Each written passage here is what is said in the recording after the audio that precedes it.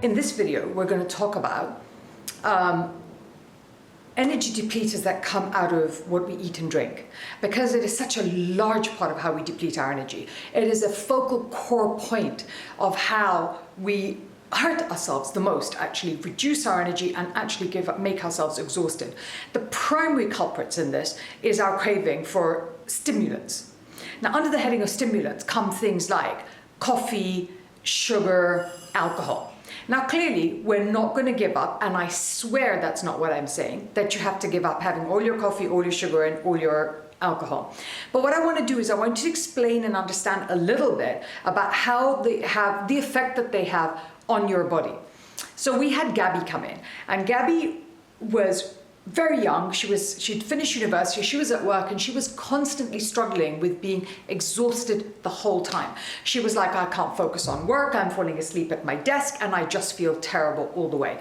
And she did this because when we went through how she ate, what Gabby was doing what we all, like a lot of us do. You wake up in the morning and you have something like a sweet pastry for breakfast or cereal for breakfast with your coffee, and then you get to work, and at lunch you're in a rush, so you pick something up on the way past, and so you add in another stimulant, which is processed food, really, really rich in sugar and salt, and then in the afternoon you're feeling a bit down, so you get a chocolate bar, and then in the evening you end up maybe eating hopefully a meal that actually has some vegetables and some food in it, because you kind of know you've got to eat one meal, right? And this is the meal that you, I hope, have time to do that with.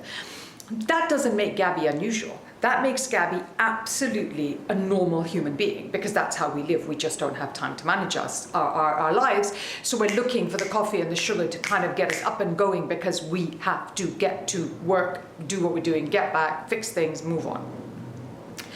The thing is that stimulants are very addictive. They're very addictive because they give you a false sense of energy. But what stimulants are, and they're addictive in that sugar, there are tests that have been done and experiments done showing that sugar is more addictive to rats in experiments than cocaine is. It is immensely addictive because we are addicted to the way it makes us feel at the end of it. It makes you feel good in your mouth, it makes you feel good in your system, and until you crash, it's really addictive. Let me tell you what Gabby was doing to her body. Every time she had coffee, every time she had sugar, and also because it was 90% of her day, she was creating a huge acidic reaction in her body, because to the body, coffee, enormous amounts of coffee and enormous amounts of sugar is very, very acidic.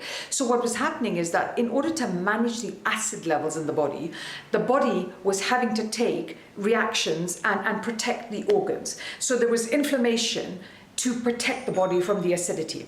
Now, when you have huge amounts of acidity, which is exactly what sugar is, it's a toxin to the system, the body has to fight the acidity from the toxin before it can help you get the fuel you need to get through your day. And so you're like, I'm not getting enough fuel to get through my day. I don't get energy from the fuel. Oh, okay, I'll go have more sugar and coffee. But the body's fighting that sugar and coffee, so you're like, oh my God, okay, I don't have enough fuel, and it becomes a vicious circle.